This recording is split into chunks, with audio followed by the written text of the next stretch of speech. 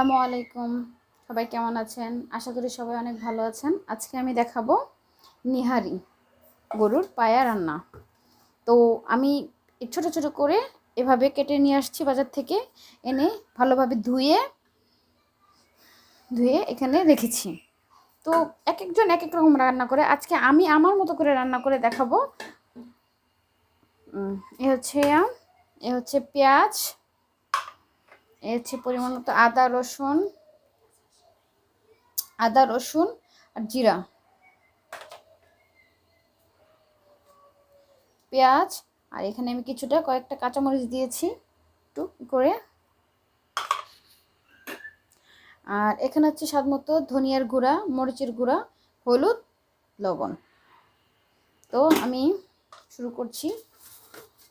এখন আমি এখানে ঢেলে দিলাম 1 কাপ পরিমাণ পেঁয়াজ, 7-8টা কাঁচামরিচ। তারপর এখানে আছে আপনার 4 চামচের 3 চামচ আদা রসুন, আর এখানে হচ্ছে 2 চামচ জিরে বাটা,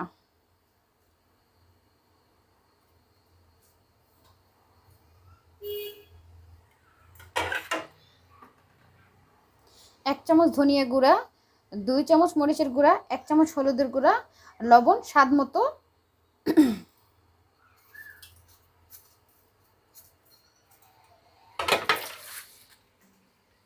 আর এখানে দিচ্ছি হাফ টেবিল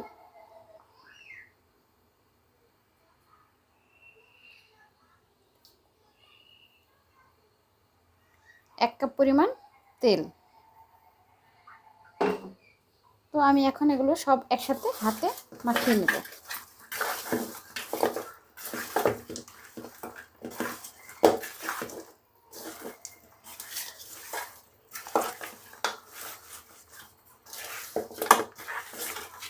এখানে আমি একটা গরুর পা মানে 4টা পা বাজার থেকে ছোট ছোট করে কেটে এনেছি।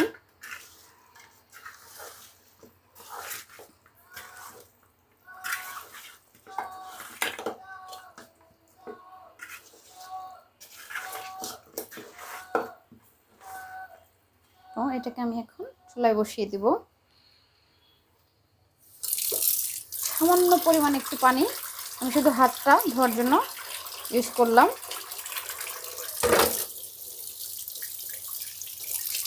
তো এখন আমি এটা চুলায় বসিয়ে দেব।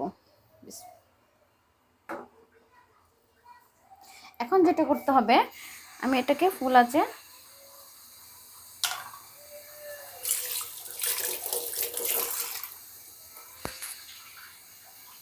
এটাকে আমি এখন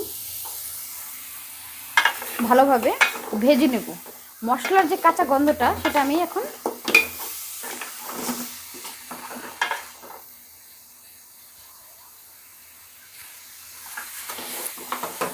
মশলার কাঁচা গন্ধটা আমি এখন দূর করব, মানে ভাজা ভাজা করে।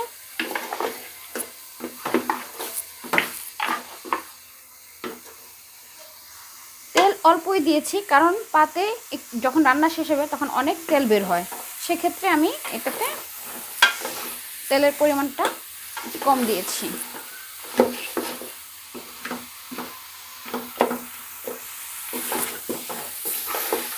গরুর পায়া মানে নিহারি খেতে অনেক সুস্বাদু। অনেকে এটাকে প্রেসার কুকারে রান্না করে, কিন্তু আমার ওইভাবে ভালো লাগে না, কারণ এটা যত জাল দিব এটার স্বাদ ততই বাড়বে।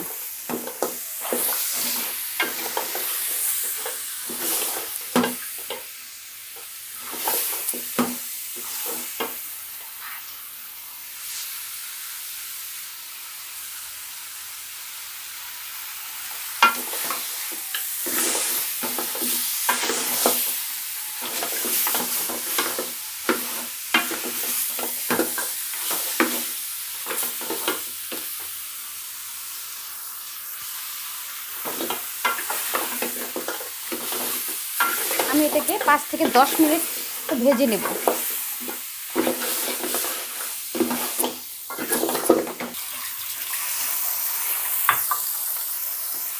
এটাকে ভালোভাবে 10 মিনিটের মতো আমি ভেজে নিয়েছি। এখন আমি এটার মধ্যে পানি মিক্স করব। মশলার যে কাঁচা গন্ধটা সেটা এখন দূর হয়ে গেছে। এখন আমি এটার মধ্যে পানি ইউজ করব। পানির পরিমাণটা কোনো ইয়ে নেই, যত বেশি দিবেন আর যত জাল হবে এই জিনিসটা ততই স্বাদ হয়।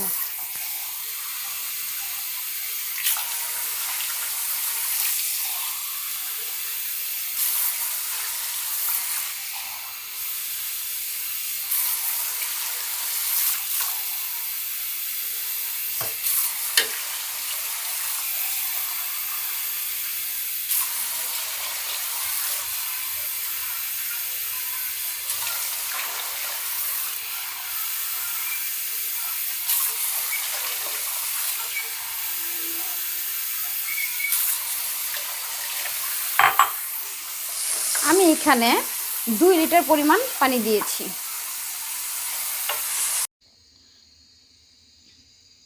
তো 2 ঘন্টা পর আমি এটাকে উঠালাম। এখন দেখেন আমার রান্না হয়ে গেছে।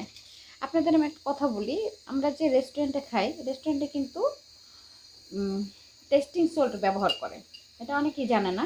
তো আমি এই যে নামানোর আগে চা চামচের অর্ধেক চামচ টেস্টিং সল্ট দিয়ে দেব।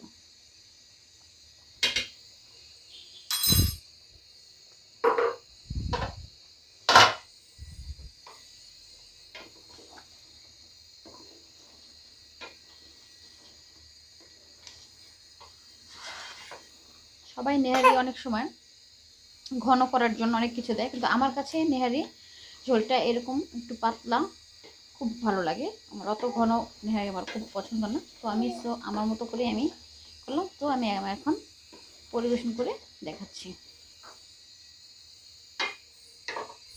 চুলা অফ করে দিলাম।